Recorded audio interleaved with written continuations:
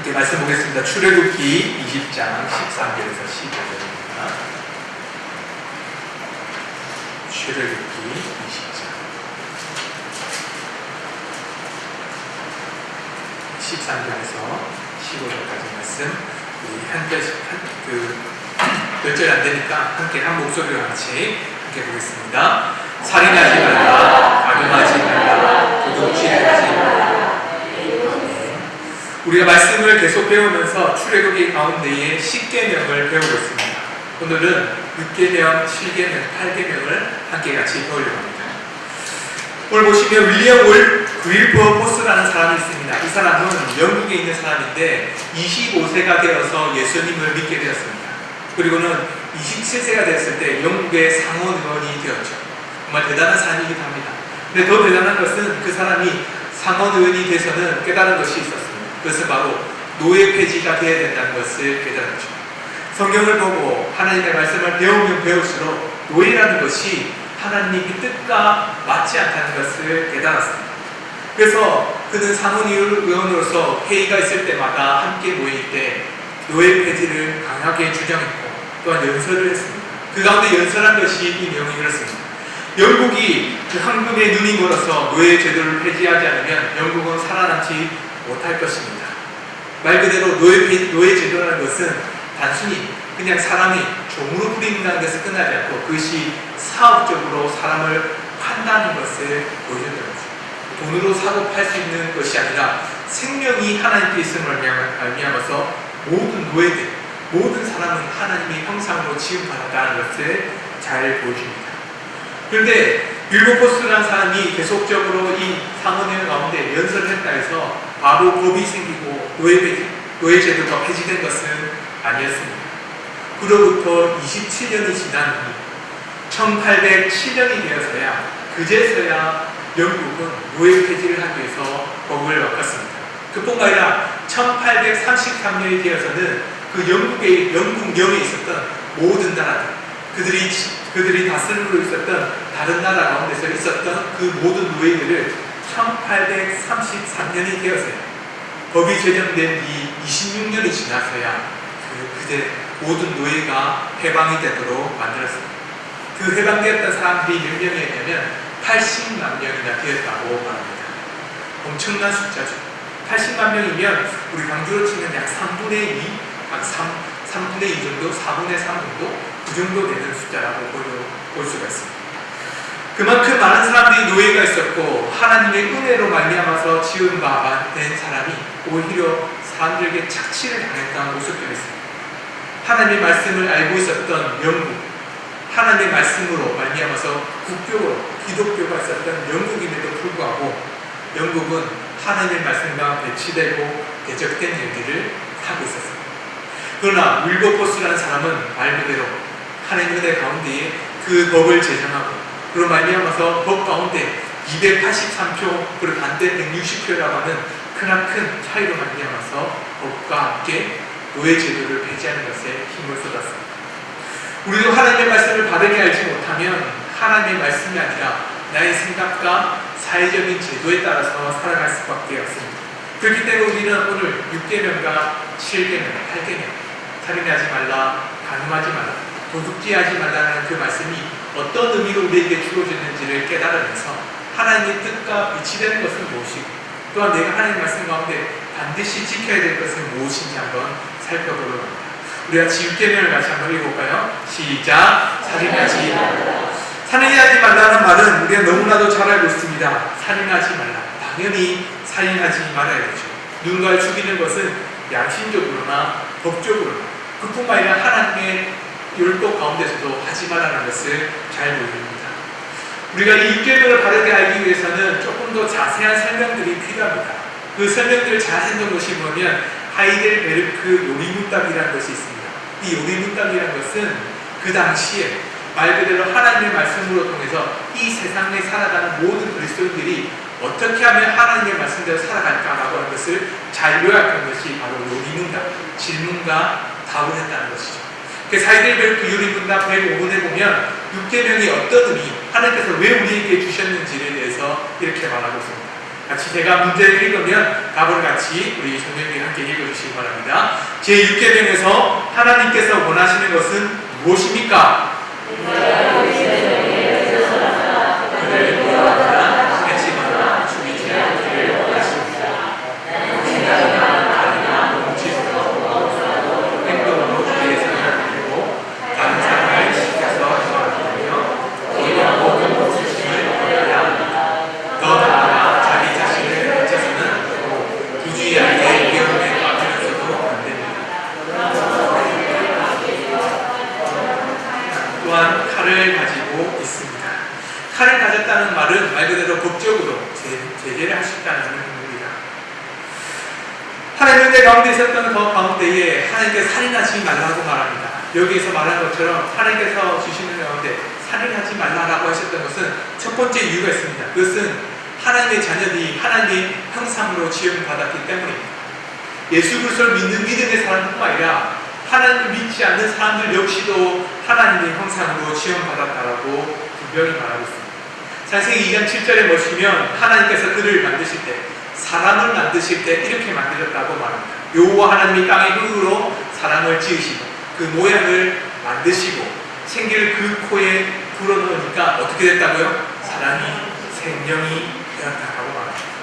말 그대로 살아있는 하나님이 영으로 말미암아서 지음받은 사람이 됐다는 거죠. 어떤 한 로봇처럼 장난감처럼 만든 것이 아니라 하나님의 형상, 하나님의 생명을 닮은 사람이 만들어졌다라고 말합니다. 사람의 관계는 참 중요합니다. 사람은 어떤 사이에 있는지가 중요하죠. 어떤 공동체에 있는지도 중요합니다. 그뿐만 아니라 그리스도인들은 어떤 공동체에 있던 것보다 더 중요합니다. 하나님과 어떤 관계를 맺는지도 참 중요합니다. 하나님께서 우리에게 분명히 말합니다. 하나님과 사람과의 관계는 생명으로 연결된 관계다라고 말씀하시죠. 하나님의 형상으로 지음받았다는 것은 그냥 모양과 형상, 그대로 지음, 모습뿐만 아니라 하나님이 주셨던 그 생명의 근원까지도 닮았다라고 말하는 것이죠. 그래서 창세기 9장 6절에 보면 살인하지 말라는 그 이유의 부분에서 분명히 말합니다. 동물은 음식으로 하나님이 주셨지만 사람은 절대로 생명을 대해서는 안 된다라고 하시면서 9장 6절에 노아에게 이런 말씀합니다. 같이 함께 읽겠습니다. 다른 사람의 피를 흘리면 그 사람의 피도 흘릴 것이니 이는 하나님이 자기 형상대로 사람을 지으셨습니다. 아멘. 어떤 누구든 하나님의 자녀들, 사람의 아들, 딸이든 그 어떤 누구라도 그 사람들 피를 흘리면서 살인하지 말라고 하나님께서는 분명히 말씀하십니다. 그리고는 이렇게 말씀하시죠.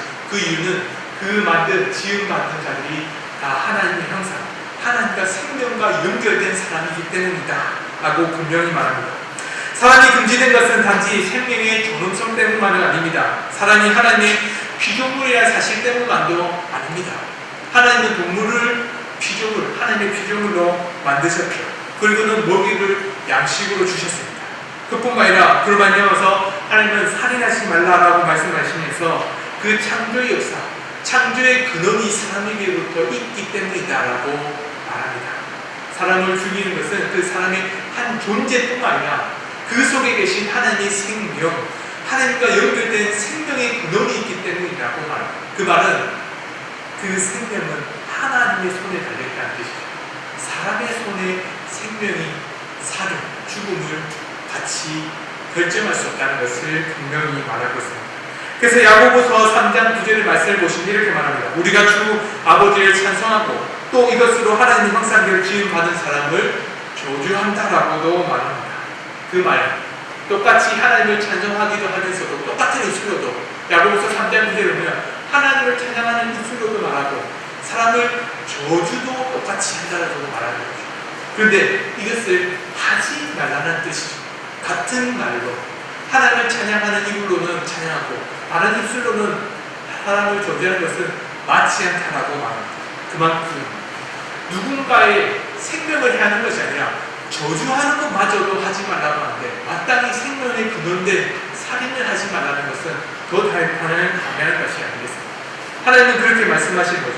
그래서 예수님은 하나님 형상인 형제들, 그 형제들을 향해서 상처 주는 말도 하지 말고 그 생명의 근원인 그 형제의 본질을 깨는 말도 하지 말라라고 마태복음 5장 21절에서 22절 말씀을 우리에게 이렇게 말씀하고 있습니다. 같이 함께 마태복음 5장 21절에서 22절 말씀 함께 같이 보겠습니다.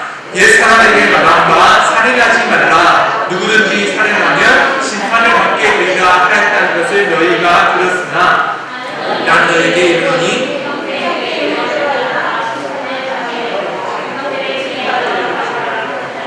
공회에 잡혀가게 되고 미련한 놈이라 하는 자는 지옥불에 가게 될 것이다. 여기까지 읽겠습니다. 형제를 비방하고 저주하는 것이 죄라는 거죠. 그 죄라는 것이 분명히 말합니다. 야고보서 3장 9절에 말씀하는 것처럼 저주하지 말라, 그냥 저주만 하지 마라 이런 의미가 아니라 저주하는 것만큼 누군가를 비방하고 누군가의 뒤에서 뒷담화하면서 그 사람의 생명의 근원, 마음에 상처 주는 것마저도 살인과 같다라고 분명히 말합니다. 그뿐만 아니죠.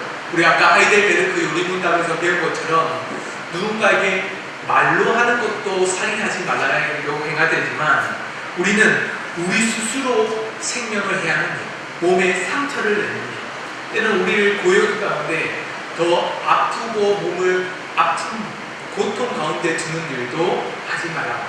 말 그대로 사살 역시도 살인하지 말라는 그 말씀 가운데에 하지 말라라고 분명히 말씀하시죠. 한국은 OECD의 자살률이 1위라고 합니다. 너무나도 아픈 현실입니다.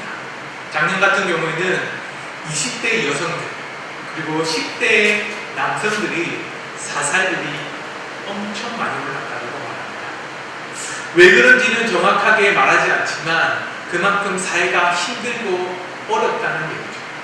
연약한 사람, 누군가의 기득권, 힘 있는 사람이 아니라 힘이 없는 사람들이 점점 자살할 수밖에 없는 현실, 사회가 되었다고 말합니다. 그 말은 다시 말하면 때로는 힘 있는 사람, 기득권이 누군가를 더 착취하고 누군가를 더 빼앗고 어떤 연약한 사람이 그 사회 가운데 살아남을 수 있는 힘과 원동력을 만들어주는 것이 아니라 오히려 자기의 욕심을 따라서 더 많은 것을 빼앗는 것에 사회 제도를 만들고 그런 세상을 만들면 오히려 자살률을 높이듯이 살인하는 세상을 만드는 것과 같다라고도 우리는 바라봐야 됩니다. 그만큼 살인하지 말라는 것이 단순히 누가 내 개인이 누군가를 죽인 것으로만 판단하지 말라는 거죠.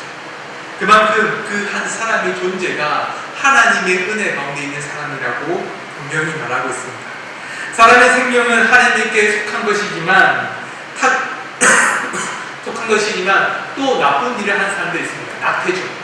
이전에 우리가 낙태법이 헌법이 아니라 다른 헌법이 되지 않는 것을 보게 되었습니다.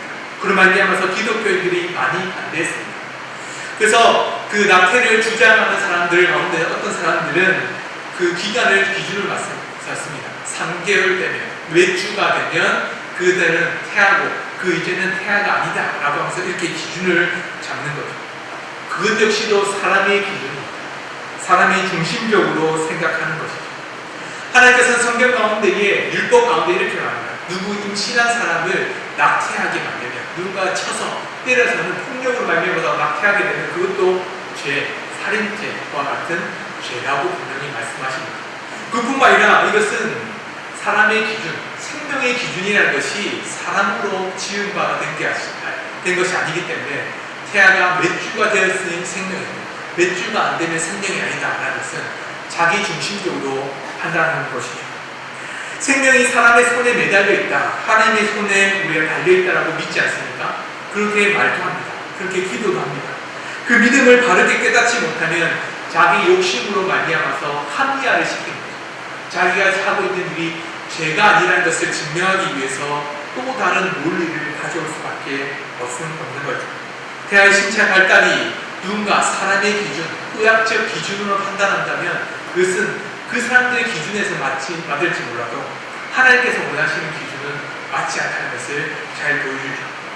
그래서 하이델베르크 그 6계명 두고는 살인하지 말라는 것을 말합니다. 그래서 그 뿌리, 살인의 뿌리가 무엇이냐면 시기와 증오와 분노와 복수심이라고 말합니다. 내가 가지고 있는 감정의 문제, 내가 갖고 있는 마음의 문제로부터 살인이 시작된다고 분명히 말하고 있죠. 그래서 예수님은 이런 악한 마음들을 품지 말라고 말씀하실 뿐만 아니라 더 넓게, 더 적극적으로 하나님 마음 은혜 가운데 살인하지 말라는 것을 이렇게 분명히 말합니다. 마태복음 5장 44절의 말씀을 함께 같이 보겠습니다. 시작! 너희에게 이르노니 너희 원수를 사랑하며 너희를 박해하는 자를 위하여 기도하라. 단순히 누군가를 향해서 시기와 분노와 증오를 하게 되면 그 마음을 말미암아서 마음만 있는 것이 아니라 반드시 행동으로 옮기진다는 것을 우리는 우리 인생들 속에서도 알게 됩니다. 성경 속에서도 있다는 것을 잘 알게 됩니다. 다른 사람의 마음에 깊이 있는 증오를 우리는 싫어합니다. 그런데 내가 갖고 있는 증오는 합리합니다. 그래서는 내가 갖고 있는 분노는 의로운 분노라고 생각해서는 오히려 이것이 맞다라고 말하죠. 그래서 누군가 원수가 있으면 원수를 향한, 아주 나쁜 사람을 향한 악한 마음도 옳다라고 나 스스로 이것이 정의라고 생각합니다. 그러나 예수님은 우리에게 분명히 말씀하고 계십니다.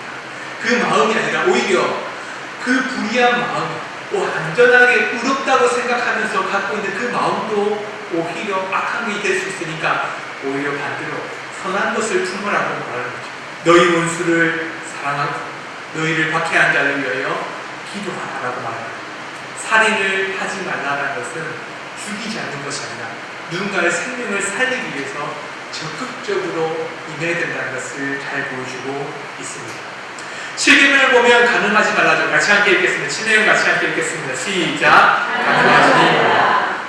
가늠하지 말라는 것도 하이델베르크에 보면 108문에 보면 이렇게 말합니다. 제가 문제를 읽고 답해 주시기 바랍니다. 제7계명에서 하나님께서 원하시는 것은 무엇입니까?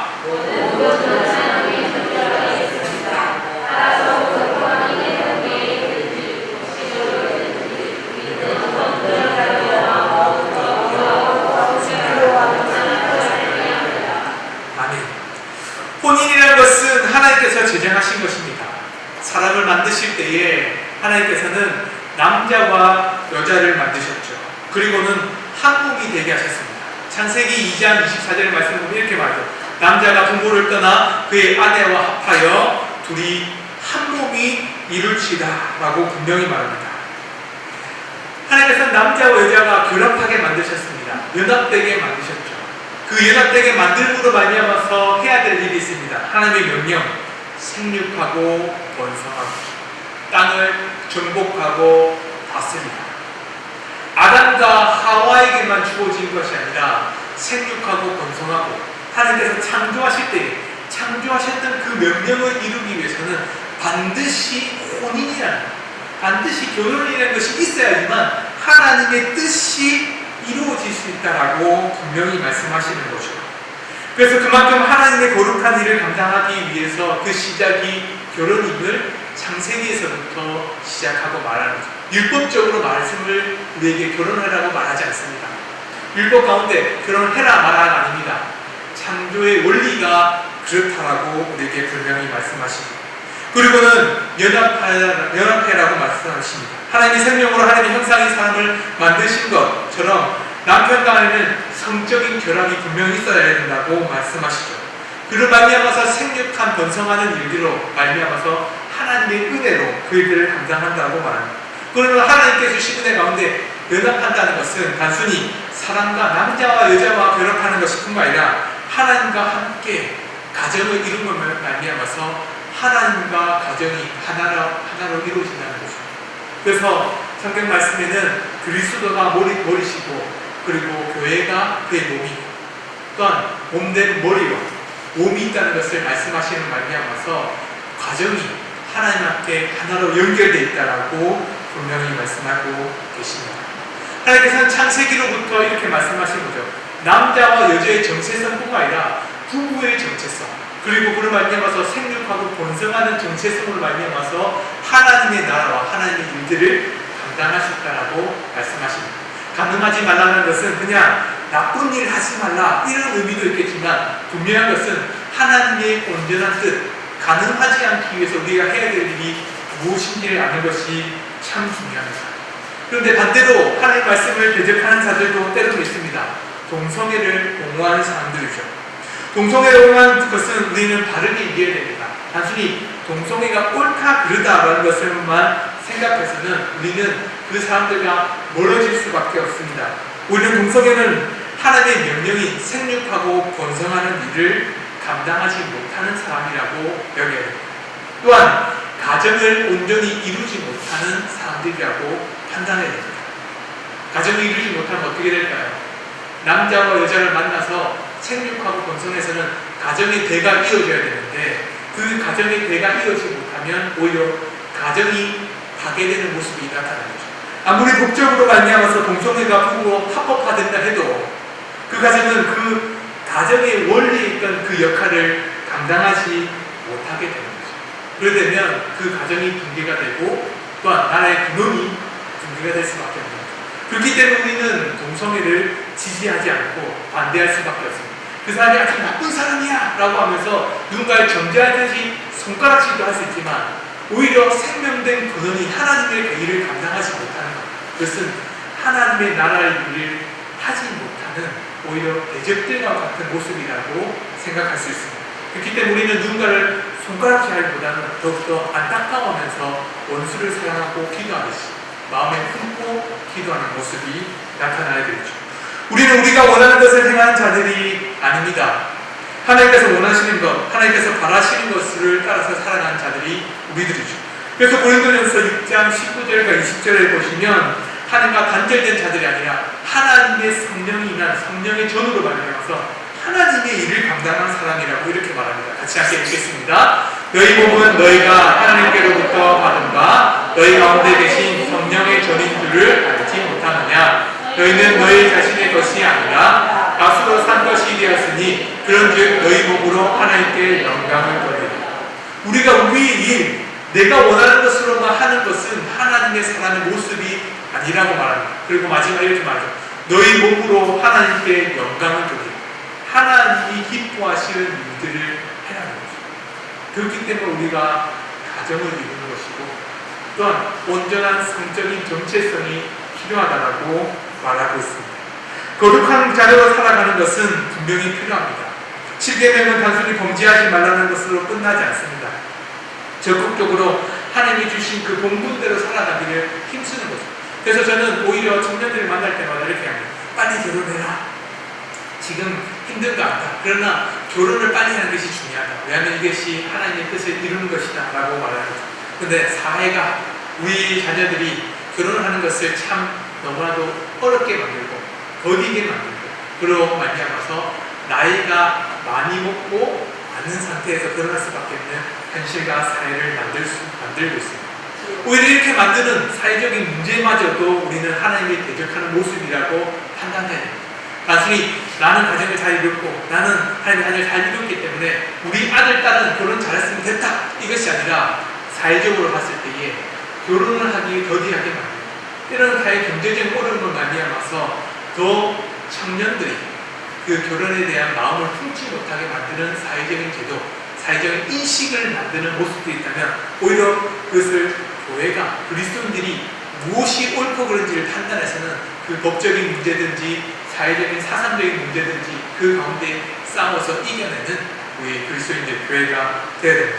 하나님의 소돔과 고모라 같은 그리고 그 외 나라 같은 악한 자들을 향해서 손가락질하면서 오히려 법을 내리는 것뿐만 아니라 온전하게 이루라고 우리에게 분명히 말씀하십니다. 그래서 하나님은 아브라함을 향해서 소돔과 고모라처럼 살지 마라가 아니라 하나님의 뜻이 어디 있는지 이렇게 분명히 말합니다. 내가 그로 그 자식과 번성에게 명하여 여호와의 도를 지켜 의와 공도를 행하게 하려고 그를 택하였나니 이는 나 여호와가 아브라함에게 대하여 말한 일을 이루려 함이라. 하나님께서 정말로 이루시고 싶은 것은 그 시대를 바라보라는 것이 아니죠. 어떤 시대, 어떤 현실, 어떤 현상이 일어날지라도 하나님께서 원하시는 것이 있다라고 분명히 말합니다. 아브라함의 자손으로 지어진 그 형상들, 지음받은 하나님의 자녀들이 만들어갈 때 일은 의와 공도를 행하는 것이라고 분명히 말합니다. 말 그대로 그 주위에 있던 어떤 나라가 악한 불의한 모습이 있을지라도 하나님이 원하시는 나라가 만들어지는 것이 가장 중요하다고 합니다. 가능하지 말라는 것은 그냥 나쁜 짓 하지 말아라. 오히려 더 적극적으로 하나님이 원하시는 일들을 감당하고 거룩한 사람으로 살아가라고 분명히 말합니다. 그리고 8계명을 보면 이렇게 말합니다. 같이 함께 읽겠습니다. 도둑질하지 말라. 8계명 가운데 도둑질하지 말라도 8계명을 이렇게 말합니다. 제 8계명에서 하나님께서 원하시는 것은 무엇입니까? 국가가 법으로 처벌하는 도둑질과 강도질만을 하시는 것이 아니고 이웃의 소유를 자기의 것으로 삼으려고 시도하는 모든 속임수와 관계를 도둑질이라고 말씀하십니다. 이런 것들은 폭력으로 혹은 합법성으로 과장하고서 일어날 수 있는데 곧 거짓적이나 자나, 부정품, 위조화폐와 고리되는 것 같은 일, 기타 하나님께서 금하신 일들입니다. 하나님께서는 또한 모든 탐욕을 금하시고 그의 선물들이 조금이라도 잘못 사용되거나 낭비되는 것을 금하십니다.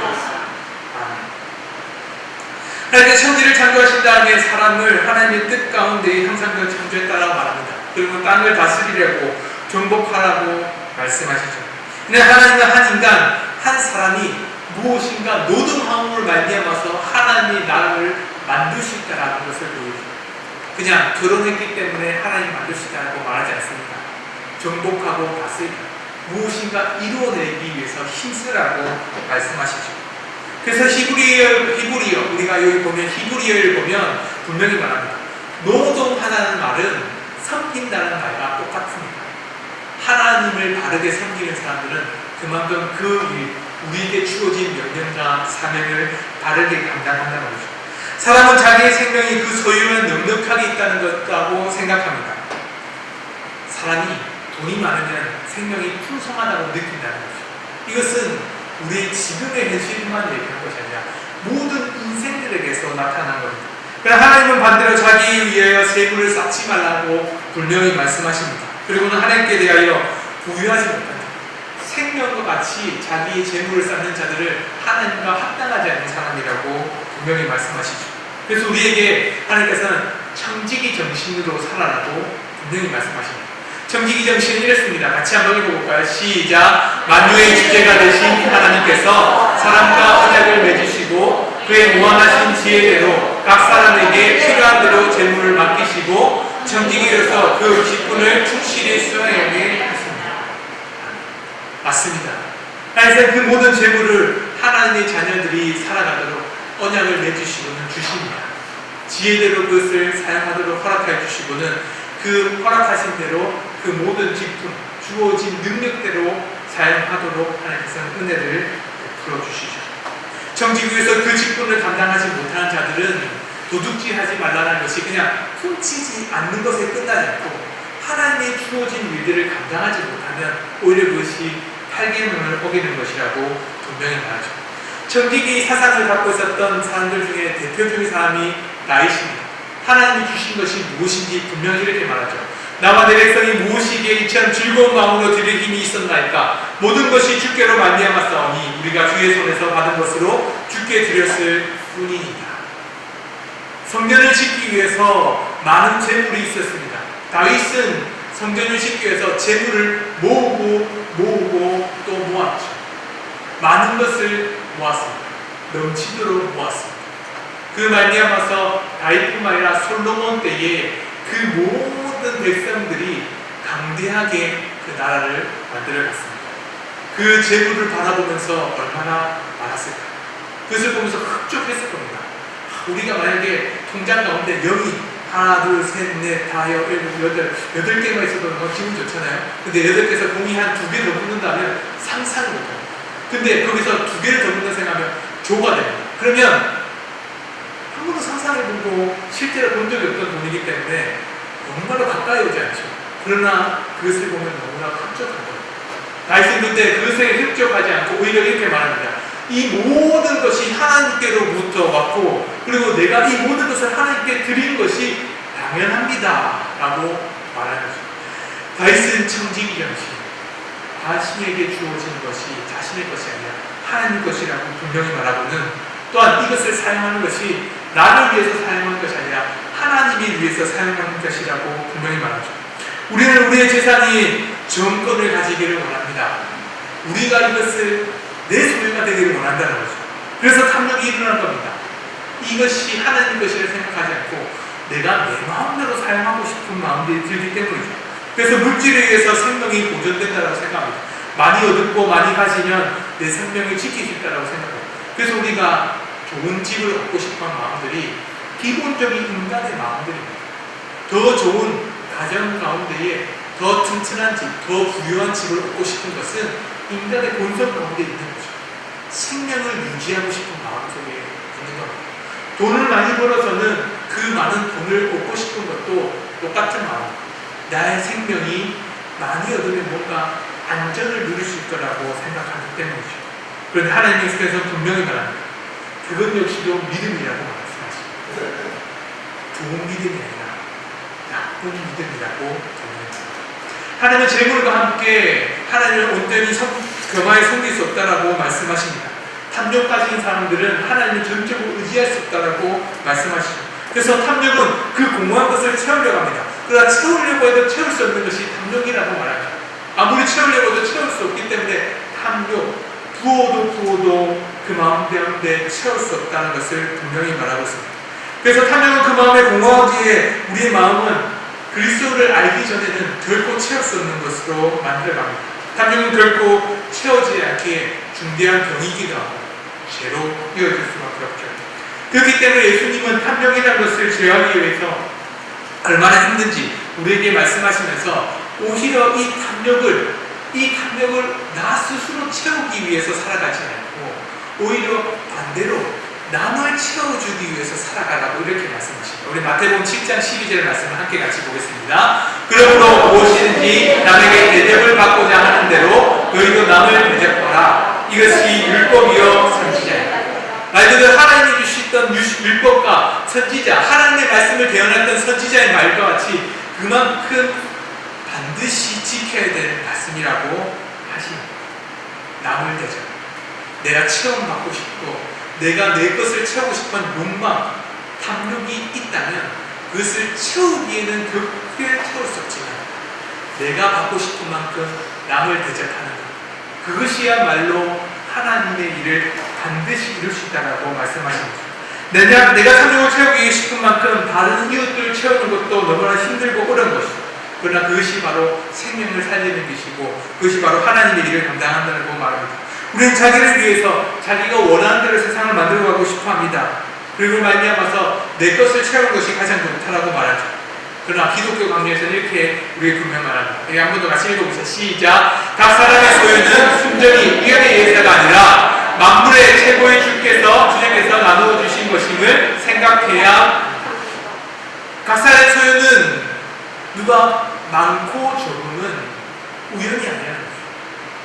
개인적인 세상의 능력도 아니라고 분명히 말합니다.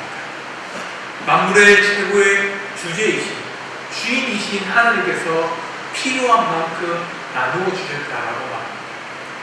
이것은 우리가 바르게 배워야 됩니다. 그러니까 하나님께서 나에게 거지처럼 살라는 것이냐? 이 말이 아니죠. 때로는 하나님께서는 은혜를 베풀어서 누구를 부하게 만들어 주시기도 합니다. 때로는 하나님께서 정직하게 살아가도록 만들어 주시기도 합니다. 하나님께서 여러분들 통해서 때로는 청빙하게 만들어 주셨다면 그 청빙한 가운데, 그 가운데 하나님의 은혜가 있다는 것을 보여줄 수 있을 만큼의 믿음이 있다는 증거죠. 힘들고 어려워도 원망하지 않고 하나님을 바르게 섬길 수 있다는 삶, 그 믿음이 있기 때문에 그렇게 은혜를 베풀어 주십니다. 때로는 많은 것을 구하게 주시기도 합니다. 그것을 사람에게 누리도록 만들어 주신 것이 아니라 때로는 능력이 없고 사람의 힘으로 만드는 것이 아니라 온전히 하나님의 은혜로 그 부함의 됨으로 말미암아서 사람에게 영광을 취한 것이 아니라 하나님을 영광에 이루도록 만들기 위해서 그렇게 때로는 부하게 만드시기도 합니다. 그렇기 때문에 우리가 보았던 아까 탈대문에 보면 선물로 주신 것을 어떻게 낭비하느냐, 사용하느냐가 중요하다고 말하는 거죠. 주어진 선물. 그것을 바르게 사용하면 하나님의 은혜가 되죠. 바르게 사용하지 못하면 죄가 된다는 말입니다. 청빙한 것을 바르게 사용하면 하나님의 영광이 나타나지만 청빙한 것을 원망으로 바꾸면 그것은 하나님을 욕되게 만드는 것이고, 또한 부하게 주셨던 선물을 하나님의 영광된 가운데에 나눔으로 사용되면 그것이 하나님의 영광이 되지만, 오히려 자기 욕심대로 사용하고 자기의 탐욕을 채워가는 데 사용하면 오히려 돈이 많은 것이 그들을 향한 하나님의 심판의 도구가 될 수밖에 없다라고 분명히 말씀하고 있는 겁니다.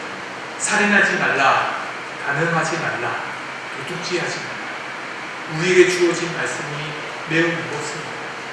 이 말씀을 하나로만 생각하면 어찌 보면 당연히 지킬 수 있을 것 같습니다. 살인, 간음, 도둑질. 그러나 그 가운데 주어진 의미를 생각하면 우리에게 너무나도 무거운 짐처럼 느껴집니다. 하지만 하나님께서는 원하시는 것은 단 하나죠. 우리에게 주어진 본분대로 살아가는 말씀입니다. 하나님의 형상대로 지어진 바는 사람대로 살아가는, 그뿐만 아니라 우리에게 주어진 주어진 창조의 원리대로 가정을 이루면서 살아가는, 그뿐만 아니라 우리에게 주어진 선물을 하나님의 영광으로, 하나님의 뜻대로 사용하는 하나님의 자녀로 살아가라고 분명히 말씀하십니다. 우리에게 주어진 본분대로 살아가는 우리 강 위의 성도인 되기를 소망합니다. 함께 같이 기도하셨으면 좋겠습니다. 기도하실 때에